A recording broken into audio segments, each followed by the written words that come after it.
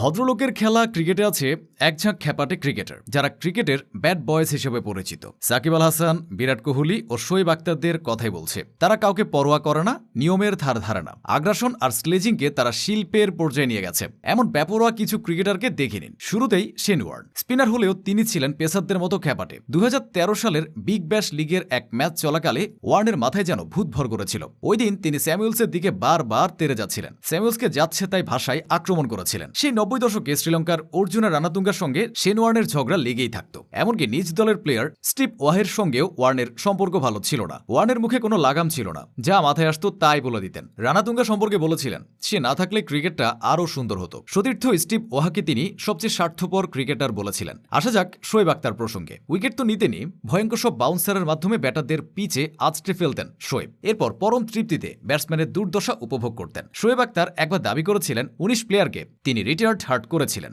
সেবাগের সঙ্গে শোয়েবের ঝগড়া তো রুটিনে পরিণত হয়েছিল। এবারের নামটা সাকিব আল হাসান। উইকেটে লাথি মারা থেকে শুরু করে আম্পায়ারের দিকে তেড়ে যাওয়া, মেজাজ হারালে সাকিব আর সাকিব থাকে না। নিদাহাস ট্রফিতে শ্রীলঙ্কার বিপক্ষে সে ম্যাচের কথা মনে আছে নিশ্চয়ই? জিতলেই ফাইনাল। এমন ম্যাচের নাটকীয় মুহূর্তে আম্পায়ার নো বলের ইশারা না করায় প্রতিবাদ করেন সাকিব। তিনি দুই অপরাজিত ব্যাটসম্যান মাহমুদুল্লাহ ও রুবেল হোসেনকে মাঠ ছেড়ে চলে আসতে বলেন। এক সাকিবের কারণে সাবেক বিসিবি প্রেসিডেন্ট নাজমুল হাসান পাপন বহুবার বিড়ম্বনায় পড়েছেন। ক্রিকেটের ব্যাট বয়দের তালিকায় এবারের নাম ওয়াহাব রিয়াজের। পেসার হিসেবে তিনি হয়তো আহামরি কিছু অর্জন করতে পারেননি, তবে ঝগড়াঝাটিতে তার সুনাম আর দুর্নাম দুটোই আছে। 2015 বিশ্বকাপের কোয়ার্টার ফাইনাল আগে ব্যাটিং করে বিপদে পড়ে পাকিস্তান। মিচেল স্টার্কের ইয়র্কার আর বাউন্সারগুলো ঠিকঠাক ব্যাটে নিতে পারছিলেন না ওয়াহাব রিয়াজ। একটা সময় ওয়াহাবকে অপমানসূচক ইঙ্গিত করেন স্টার্ক। আম্পায়ারকে অভিযোগ দিলে আম্পায়ার পাত্তা দেননি। ওয়াহাব প্রতিশোধটা নেন দ্বিতীয় ইনিংসে ওয়াটসনের বিপক্ষে। একের পর এক বাউন্সারে ওয়াটসনকে নাজেহাল করে ছাড়েন ওয়াহাব। সঙ্গে লাগামহীন স্লেজিং তো ছিলই। ম্যাচটা পাকিস্তান হারলেও অজি টপ অর্ডারকে সেদিন নাচিয়ে ছেড়েছিলেন ওয়াহাব রিয়াজ। পাকিস্তান সুপার লিগ তথা পিএসএলেও ওয়াহাব রিয়াজের ব্যাট বয় ইমেজ দেখা গেছে। এদিকে বিরাট কোহলিকে ছাড়া ব্যাট বয়দের তালিকাটা অসম্পূর্ণ থেকে যাবে।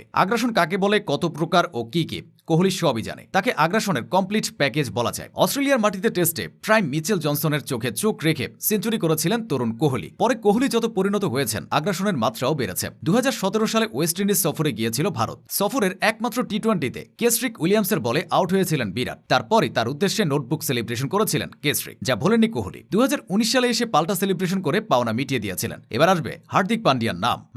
মাঠের বাইরে পান্ডিয়াকে নিয়ে নানান সমালোচনা লেগেই থাকে। অদ্ভুত চুলের ছাট, স্ত্রীর সঙ্গে ডিভোর্স, রোহিতকে বাউন্ডারিতে ফিল্ডিং করতে পাঠানো, টিভি অনুষ্ঠানে নারী সংক্রান্ত বাজে মন্তব্য। হার্দিকের দোষ খুঁজলে হাজারটা পাওয়া যাবে। খোদ ভারতীয়রাই তাকে সমালোচনায় বিদ্ধ করে। তবে পান্ডিয়া সব জবাব দেন পারফরমেন্সের মাধ্যমে। এসব প্লেয়ার ছাড়াও Andrew Symonds, Ricky Ponting, Ben Stokes ও হার্শেল গিবসদের ব্যাট বয় বলা যায়। তারা না থাকলে ক্রিকেটটা এত ঝাঁঝালো হতো না।